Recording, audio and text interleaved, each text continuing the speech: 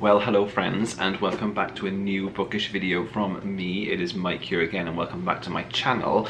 Today is the first video in my new video series called The First 100, where I talk about the first 100 pages of the novel that I'm currently reading. I have to turn to my notes. Sorry, I'm going to forget what I need to talk about. So I've tried to create a structure for these videos. I'm just going to jump in. So it's July 2018, and the first book that I'm reading in July is a book by Robin Jarvis. This is book 2 in the Whitby Witches series called A Warlock in Whitby. And the first 100 pages are actually quite cool. I've enjoyed them.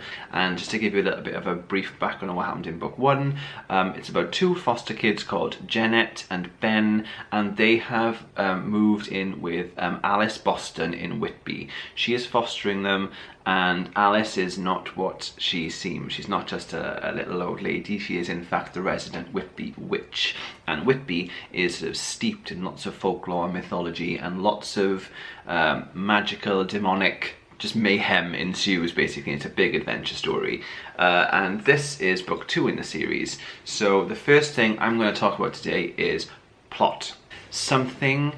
Some monstrous creature has crawled out of the earth by the Abbey in Whitby in the middle of the night. It's a cold and blustery November, and some weird creature, like webbed monster, which I'm presuming is this here on the front cover of the book, has crawled out of the ground and has started hunting the cats of Whitby. So pets are disappearing, so that's quite interesting what's going on there.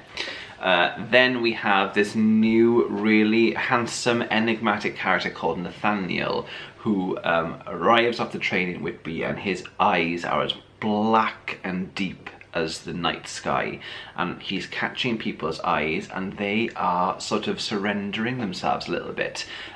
So he is clearly using some kind of magic, and not necessarily in a good way, because he is looking for answers in Whitby about what happened to his wife, his late wife, who was a character in the first book.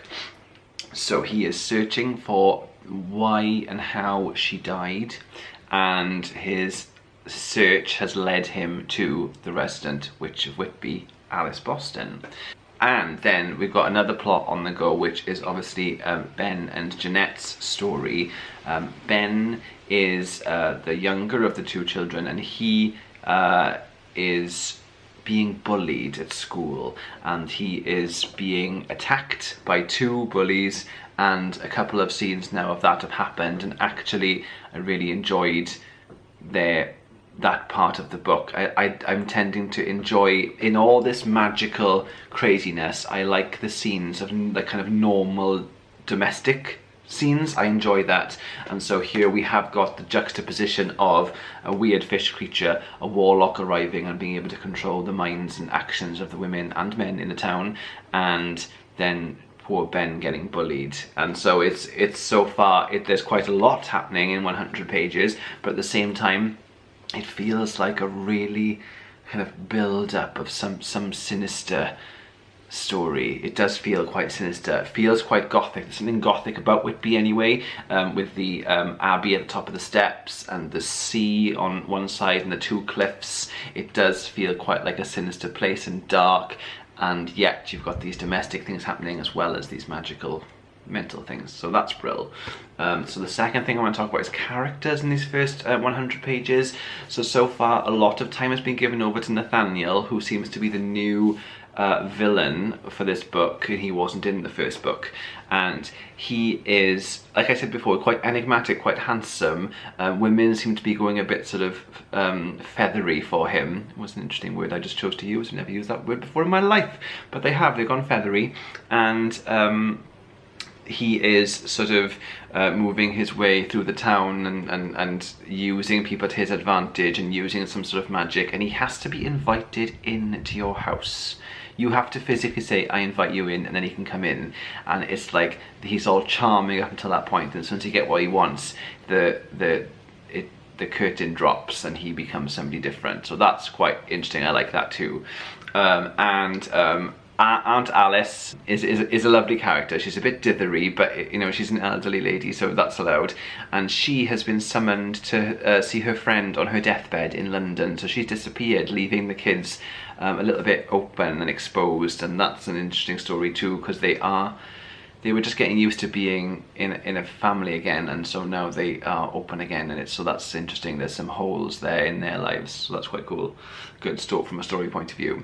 And then you've got this creature who seems to be eating the cats of Whitby. So there's that happening. I love this really strange kind of fishy mythology. I really enjoy that. And the other character that we've seen a lot of is who seems to be kind of making quite a big presence in the first part of the book is the kind of babysitter. She's one of Alice's friends, and she's looking after the kids, but she's not very good with the kids, and she's been given quite a lot of kind of screen time, as it were. So that I'm really enjoying. My favourite part so far is probably the part with the off-waders. I haven't mentioned that yet. So the off-waders are kind of like a little fisher folk, and they live in the cliff, inside the cliff. It's secret, and only certain humans can see them, and Ben has the sight, so he can see them, and one of his best friends is an off-wader, and she is going through this horrific bit at the moment where she has been betrothed to this ancient off-wader, and I think her freedom is about to be taken away from her based on things that happened in the first book, which I won't spoil for you. But yeah, so that's the first 100 pages in terms of characters. So far, Nathaniel, obviously being quite enigmatic and handsome, I'm intrigued by him, and it seems like poor Jeanette is being sucked into his plot. But my favourite character so far is Ben. I love his sensibility. There's a scene where he has discovered the body of a mutilated cat, and he brings it home because they've got a cat in their house, and the babysitter and Jeanette sort of go wild and like, what are you doing? That's disgusting, you silly little boy. And he's like, I'm not just throwing this cat away, and I'm not just leaving it there on the side of the road. I'm going to bury him. He was somebody's cat.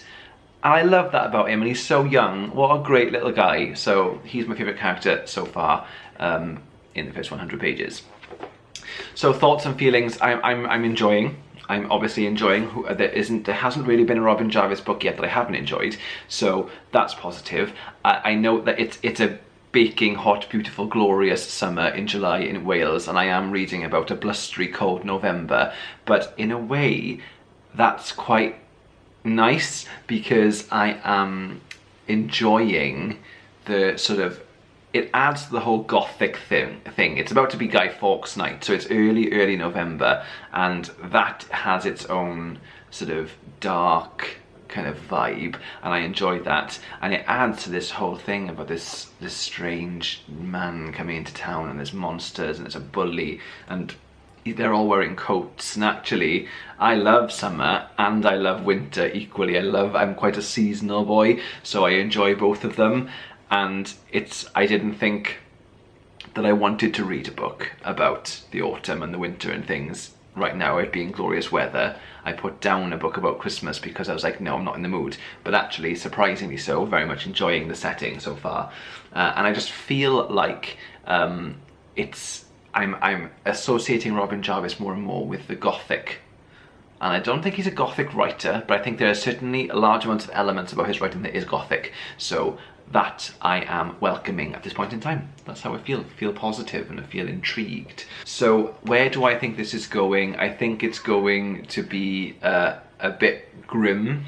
I think that poor Ben is going to be forced to be by himself a bit. I think that his sister Jeanette is being sucked into this story with Nathaniel, and Alice is away visiting her friend.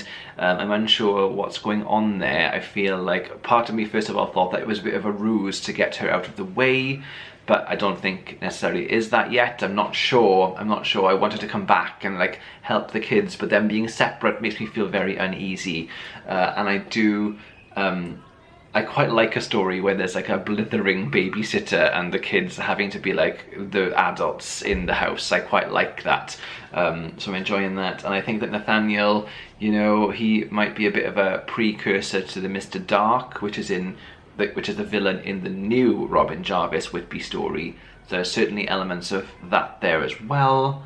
And in terms of the writing style, Robin Jarvis is very descriptive, surprisingly descriptive in his work, and it does lend itself then to quite long chapters, and not that that's a bad thing, because this was written and released, oh gosh, this was released I think first of all in the early 90s, first published in 1992, and this version I have is the 2000 re-release. So it is written of a time, so there is slang and things that isn't used anymore, and this is also rural Yorkshire, so there's different slang to what I know, being from Wales. So you do have to remember that you're reading a book that was written a little while ago, and was set a little while ago too, so you know that's something that you have to take into account when you're reading this. But that's not necessarily a bad thing, because the tone of the novel and the speed of the novel does feel like a book that was written a little while ago, because this is a little bit old now, you know. And the new books, funnily enough, kind of echo this kind of writing. There are long chapters, and a lot happens in each chapter, and there's a lot of character development and a lot of description, and that is where Robin Jarvis does excel. There are not many chapters in this book. There are only 14 chapters in this book, and that is, I think, his style, and it is still innately Robin Jarvis, so that's quite cool. And there are pictures in the book, and that's something that in older Robin Jarvis books is certainly present. He does have pictures he draws in his books. In the more recent ones there are less pictures, because I think that I think perhaps the demand for that has changed a little bit, which is a shame, because there's some really, really cool pictures, and they're like black outlines and lots of shading, and I think that's what adds to the gothic nature, as well as his style of drawing and the style of pictures. When you see it, does make it feel more gothic. I mean, there's a picture here I'm going to show you. I'll try and hold it up for you, because this is the page that I got to, but it's Aunt Alice has just reached the bedside of her sickly friend on her deathbed, and I mean that looks pretty gothic to me. And there is a wonderful picture of the off-waders of poor I can't remember her name, and I'm really sorry, because she is one of my favourite characters, but you know I am terrible with names. If you've learned nothing yet, you've learned that I am terrible with names. Nelda, that's her name. Look at this picture. It's Nelda being offered up to this ancient off-wader who is really yuck, but look how dark that is and detailed, and I think that is what really adds to the feeling of this being quite gothic. Yes, so that is my kind of assessment on the first 100 pages. I hope you enjoyed this video, everybody, and if you've read this book, please comment below, tell me what you think. If you like the video, please let me know. If you don't like it, please also let me know. If there's any kind of different questions I could ask myself and talk about the first 100 pages, that would be great. Please add. And I'm hoping that it's going to be quite an informative discussion on the books that I'm reading. But yeah, thank you very much for watching, guys, and I will see you again in another video soon. Bye!